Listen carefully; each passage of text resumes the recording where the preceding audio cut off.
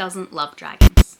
So I don't know if you can tell from the change in outfit, but I did originally plan on doing this as a real-time vlog. In fact, I did film this as a real-time reading vlog, and there's been some technical difficulties. So I was just gonna scrap the video idea and move on to something else. I read some good books, I wrote a review, and just draw a line under it. But I noticed that Draconathon is happening in August, and since I just read dragon-themed books in July, I thought there might be some here that someone somewhere might want to add to their TBR for that. And so today I would just sit down, go through the books that I read and what I thought about them. You're not going to be getting those in the moment updates, getting to see me be wrong about my predictions. But if you fancy just sitting down with me, grabbing a drink and maybe chatting about dragons for a little while, then maybe you'll find something here that you might like. The first book that I picked up was a reread, and this is The Fireborne Blade by Charlotte Bond. It's a novella, comes in just under 150 pages, and I actually read it for the first time almost exactly a year ago to the day. This one follows Sir Madeleine. She is a noble knight who has been dishonoured due to her reaction conflict to an ex-lover. The king has decided that she needs to do something to redeem herself, and to do that she's decided to go off and find this almost mythical fireborne blade that is defended by one of the world's most fearsome dragons. In the novella, Bond gives us 3 different timelines and weaves them all together in a way that feels really natural and hides a lot of twists that I, the first time, did not see coming at all. The ending completely threw me, and that's someone that reads quite a lot of mysteries. I didn't expect the twist to be what it was, and I didn't expect after that for the book to have the resolution it had. Coming into it a second time, I was able to see a lot more of those hints and little asides that suddenly made so much more sense, and it really added to the reading experience. Sometimes rereads are just treading old ground, but I figure they're the best when they give you a slightly different and fresh experience, and this definitely did that. For our 3 timelines, 2 of them follow Madeleine. The first one is in the cave while she's looking for the blade. She has a new squire with her, and we get to see some of the tips and tricks and magic that goes into dragon hunting in this world. We also get to see quite a lot of Madeleine's character here, her bravery, her stubbornness, her frustration, and sometimes slightly judgmental attitude. We alternate that with flashing back about 6 months before, while Madeleine is preparing to go on this quest. She is out in the world and sourcing some magical items from various mages throughout the world, and bumps into a mage's assistant, Saraline. Saraline is another woman in a field that doesn't want her there. Madeleine is one of the very few female knights, and Saraline is the only female magician that we get to meet. So the 2 women do form an almost instant bond, but I wouldn't even call this a slow burn romance. It is the hints of a slow burn romance. And I think that's partly helped by the fact that while the 2 women do obviously have an instinctive respect for each other as the similarity in their life choices and their positions, there's also a slight resentment, I feel like, there, that each of them see the other as maybe having it a little bit easier. They're both struggling to make it in a man's world and both see the other one as being successful where they maybe don't feel that they are. The third timeline we have is separate from Madeleine's adventure, and it's almost, I wouldn't really call it a timeline, it's more like an academic text that is interspersed with the story, a history of knights and dragon slaying in this world. We get different accounts of various knights over the years and their experience taking on dragons, usually to disastrous results. And in one sense that gives us the sense of tension. We see how dangerous what Madeleine's up against is. We get to really see how if she succeeds it's going to be this great feat. But we also, as we're going through those histories, start to see that not all knights are as noble as they might make out, and not all the stories they come back with hold up on further investigation. The reread was another really good experience, and I would stick with this as a 5-star read. While I had planned to intersperse Bond's books throughout my other reading, just to shake things up, I actually ended up immediately going into the Bloodless Princes. This is the second part of the duology. It has been really well reviewed and really highly rated by Mair at Lady Mair Reads, so I will link to her channel below and you can check her out. I had been meaning to get to this almost as soon as I finished the first book last year, and I just never did, but the cover is stunning and Mair's review really made me push it forward, and it was getting this that made me want to reread the first one. In this, we are following on from the events of the first book. Madeline and Saraline are both now in positions of power and authority, but the repercussions and events of the first book are still affecting them, to the point where the only resolution they can see, the only way to move on with their lives, is to search out the two Bloodless Princes. These are the rulers of the afterlife in this world. We have one who is seen as just and good and looks after an almost Elysium-like afterlife, and one who is cruel and vicious and is much more of a punishment-driven underworld. As the blurb describes, we get something that is akin to a combination here of A Natural History of Dragons meets a Eurydice story, as Madeline has to follow Saraline into the underworld to try and bargain with these princes for a solution to their problems. We also get this little character who is top tier, dragon cats. What more do we want? Dragon cats. It is nice in this one to see one of the dragons actually get personality. We get in the first book them as these mythical dangerous monsters, or more animals than anything else. In this, we get the dragon as more like a person. We get their thoughts and their opinions, and specifically here we get a wisdom that comes from age and experience. While the plotline of the actual book itself, their quest to find the Bloodless Princes, is more straightforward than the first one, there's no great flashbacks here. We do still get a dual narrative in that there is some stories interspersed. They are more to do with kind of almost like folklore or world building stories, tales that exist within this world for creation myths and similar types of mythology. The interesting thing here is that we get to see them from two points of view. Each story is told in first the way that humans know it, and then secondly the way that the dragons know it, and these two are often polar opposites, or at the least have very different motivations tied to the actions. Some of them, it's hinted at where the truth might actually lie in what we see during Saraline and Madeline's adventure, but some of them are left more to our own interpretation as a reader. I really like that in the first book where we were taking a look maybe thematically at reputation. This one doubles down on the idea of storytelling and how stories can be different and how stories can shape the world we see around us. Both in the sense of those folklore tales, but then echoed in Madeline and Saraline's story, where the two Bloodless Princes maybe aren't exactly what they've thought they were, and some characters that they know from their own world mythology pop up and make appearances, and either aren't exactly who they thought they would be, or maybe are driven by motivations that they didn't expect. So again, another really, really good book. I really enjoyed it. I think it does so much in 150 pages. When you take the two books together, the story that Bond has created is really rich. It's really thematically driven. I really like them as a duology, and I think they play well together, and I definitely can see myself rereading them both again.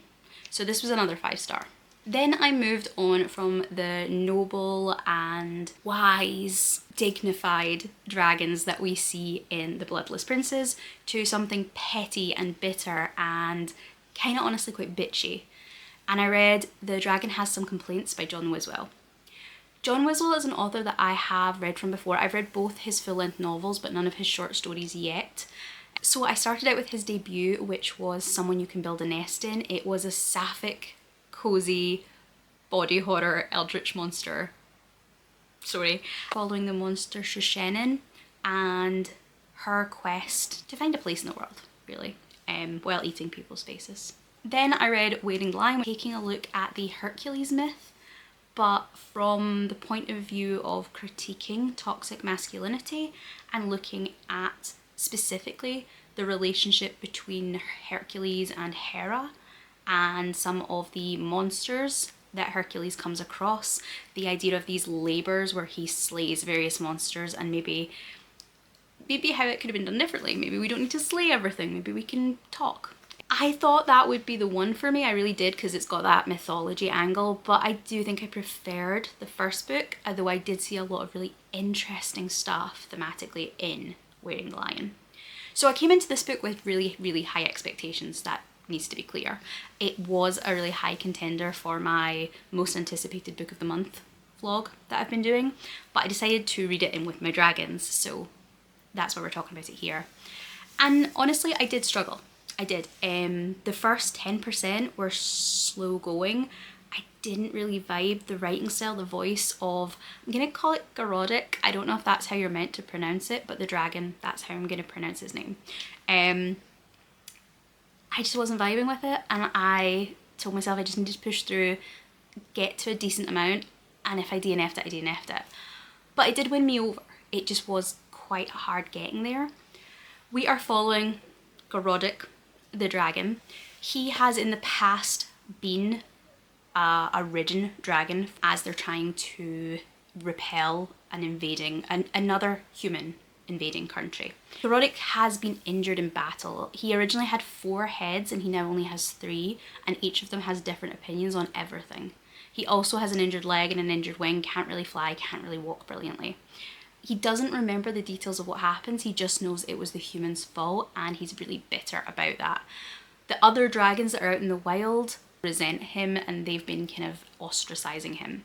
So on the day of a big battle, lots of humans and their dragons that they're riding are injured, fall to the ground, and then are rescued by a medevac pickup. And Garodic decides that he is getting in there, he sneaks aboard one, and his plan is to take advantage of as much as he can, to get medical treatment, to eat as much as he can, to rest up, to really build his strength, and then to turn around and just raise this human floating city to the ground.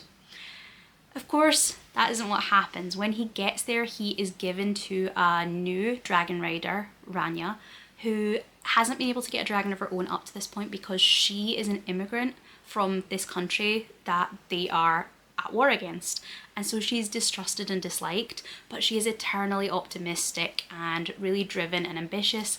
And she is the one that really pushes Garodic through the rehabilitation that he has to do.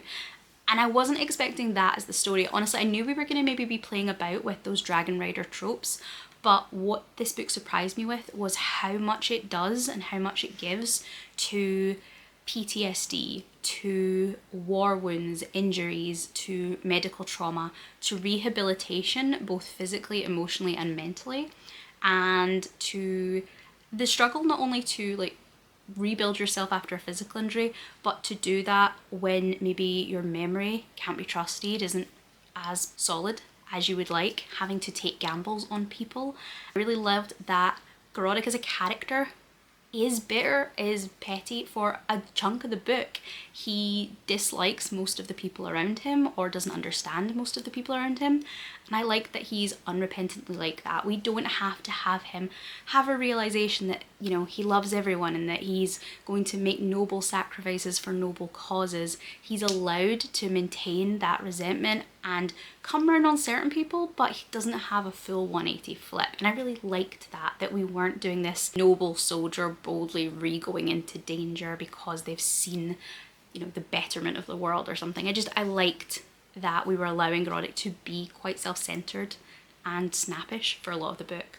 I also think that Wiswell does really, really well in this, and actually in his other 2 books, creating monstrous characters who feel truly inhuman. They, both in the way they act, but in the way that from their POV you see humanity. In here we see Garodic watching Rania and the romantic relationships she's pursuing at the time. We have some trans male love interest rep here, and we have some sapphic love interests here. When he was watching her, he was trying to figure out the human motivations. the whys they did, the things they didn't make sense to him because he doesn't understand human courtship, human emotions, human relationships. I thought that was a nice touch, and John Wiswell does that really well. He makes these inhuman characters feel truly inhuman, but also gradually makes them really, really relatable. And I think that's a really tricky thing to pull off, but he does manage it in all these books. Mostly here, Garodic, but we also with Shishenin, and Hercules maybe less so, but I did think he did a great job of portraying, for instance, Hera as a goddess as not being quite human. And then we had the Hydra and the Nemean Lion, some other characters. He is very, very good at doing these likeable and understandable and relatable characters who still just don't quite fit that. It's not just making a dragon that's a person, but he's still definitely a dragon. And I thought that was really well done and really clever. And by the end of it, it really sold me, it really won me over. I think about the halfway mark, the book suddenly started to barrel along. There was a lot happening in the last third of the book. Possibly too much. I do think it got very, very pacey very, very quickly, and I maybe would have liked it spread more, but I'm not sure how you would have done that, because the book is doing so much with this idea of a city, or I guess a country or whatever, withstanding an invading force, both diplomatically and militarily. You know what I mean? So yeah, I don't know how I would have paced it differently, but I still did come out really enjoying it. I think I'd say a 4-star. I think it's higher than a 3.5, and I don't do quarters, so I would probably say a 4 for this book, and I did enjoy it. I didn't love it as much as I did love Someone You Can Build a Nest In, but I would still be keeping John Wiswell on my auto-buy, auto-request. Definitely keep an eye on authors. I think his premises are always so original, so fun, and he always, even then, comes at them from an angle you don't expect. He's definitely an author's check out if you haven't. And then the last book I read wasn't really as dragony as I thought it would be. We do have a dragon, but it's very much a side character. And this was The Forgotten Beasts of Eld by Patricia A. McKillip. I buddy read this with Annie at the Aloe-Bear. And my reasoning for picking it up was largely I needed a prompt to fill my R fantasy bingo for a book written in the 70s. And oh boy, I had nothing. Like if this wasn't it, we were in trouble. And I did think when I started it, the first page, I was like, oh no, we messed up. Because it does start rough. It starts exactly like I have in my head a preconceived notion that a book from the 70s would start. 3 or 4 pages of the wizard X lived in the mountains and married this woman, and she bore him a son, told in that style of language. She bore him a son that had 1 black eye and 1 blue eye, and then he went off and became a blacksmith, and then he met a woman and she bore him a son, and da-da-da-da-da, and we go down through the generations of this wizarding line until we get to Sybil, who is the protagonist of the story. Sybil is a wizard in her own right. She lives in isolation on the mountain of Eld, and her only companions are the various animals that she's able to call to her, to speak to control. I want to say they're normal animals, but they're like a mythical version of that animal almost. Like in Greek mythology, Sybil, the beautiful great-granddaughter of the wizard Heald, has grown up on Eld Mountain with only the fantastical beast summoned there by wizardry as her companions. She cares nothing for humans until, when she is 16, a baby is brought for her to raise. A baby who awakens emotions she has never known before.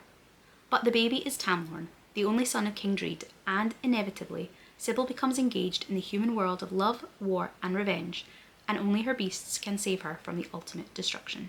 So the queen and her lover have been killed, thus setting off a kind of civil war Hatfields and McCoys between lover's family and the king, and they need to get the baby to safety. My main thought here was that Sybil's 16 in this, and I think that tells you a lot about maybe the 70s, that it seemed like a reasonable choice that a 16-year-old would be the best person to raise this child. But I digress. She is surprised to find that she cares for this child, and we don't see much of her raising Tam. I really did think from the blurb that would be the focus of the book. This would be a book about motherhood. It would be a book about maybe choices, maybe the issues around that kind of adoption angle, but definitely motherhood and a coming of age in that sense. And that's not what I got, because Sybil and Tam don't really spend much time together at all. Tam is very much a plot device, because when he is, I want to say he's maybe like a teenager, it turns out the king wants him back. And there we have an interesting plot point. Now, neither Sybil or Tam really want to be separated, but Sybil understands that Tam also desperately wants to know his father. And at various points later on, she's asked, why did you give him to the king? Why did you return him to the king or give him back to the king? And she points out again and again that she didn't. It's not that she gave him to anyone. All she wants is his happiness, and she let him go. She let him do what he wanted, what would make him happy. And I think that was something maybe that, coming back to that motherhood trope, was an interesting take. And it started to make her feel a little bit different than maybe the character I was expecting. The real point of Tam then is that he brings Sybil to the attention of King Druid, who finds this very powerful, very isolated woman who can control these terrifying animals to be a threat. And he sends a wizard after her to sap her of her will, to break her mind, her spirit, and to give him control over her as his wife. The scene plays out very much like a sexual assault. At first, I did kind of think, here we go, we're doing rape as a way of making a story point. But actually I felt like McKillip gave it the weight it deserved. It was a really visceral scene, but it was very much Sybil's moment, and I thought it was well done, but something maybe to be aware of as a reader.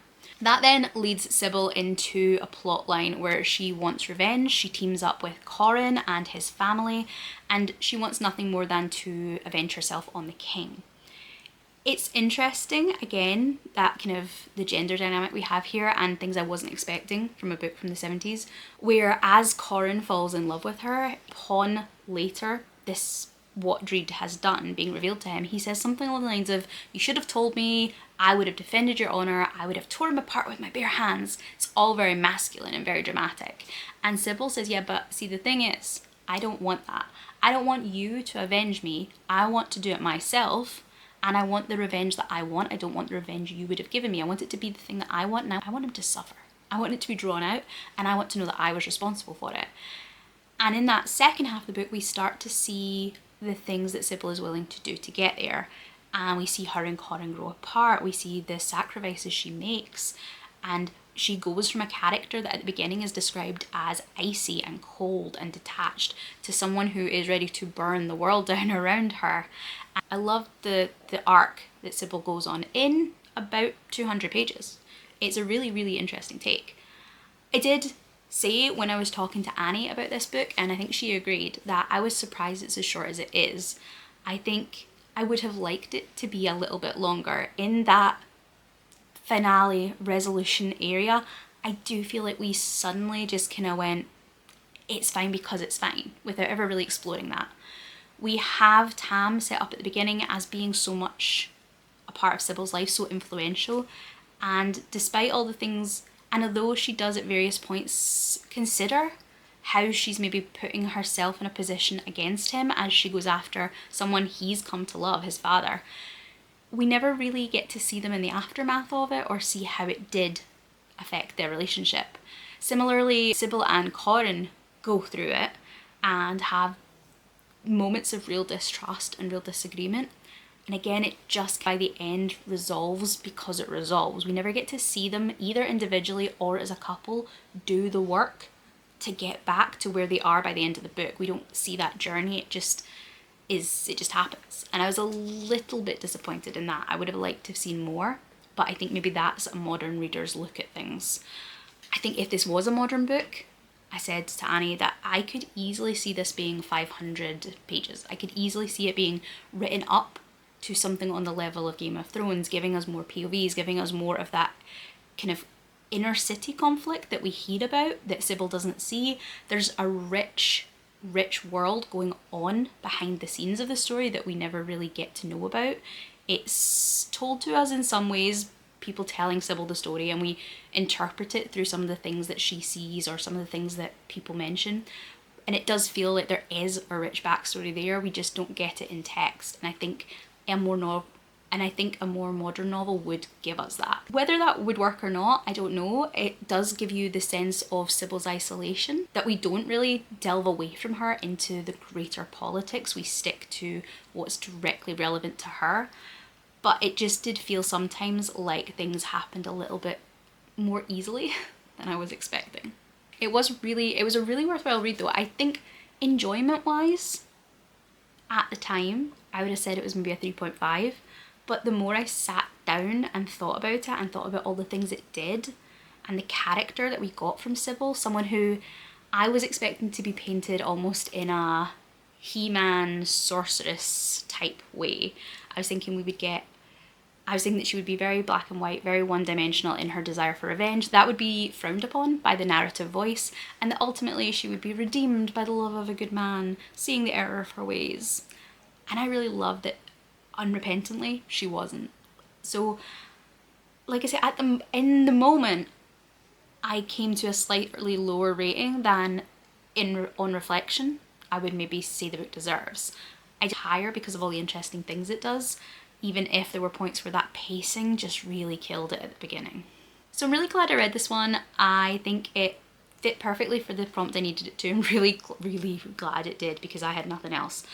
And interestingly enough, this, I haven't since found out, is McKillip's second novel. McKillip's a name that I've heard tossed about as a kind of fantasy classic to try, and I'm glad it worked out, but I also am aware that she has a really extensive backlist. She has books published from mid-70s right through to the 2000s, so I'm glad I've found her as an author. I don't know that I'll be jumping to pick everything up, but when I need a book from the 80s or the 90s or whatever, I have an author that I can turn to, and that's something that will be good for me, I think, going forward.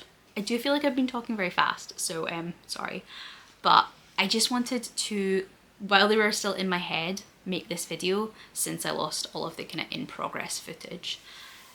If you have any other dragon books that you would recommend that I try, I'm more than happy to take recommendations. I would love some more dragon books. I don't think I have any on my TBR anymore, if I'm honest. I think that might have been the last one, which for someone that reads a lot of fantasy seems weird, but I genuinely don't think I read that many books with dragons. So hit me up with some recommendations. I hope that there's been something useful here for you, and I will see you in the next video. Goodbye.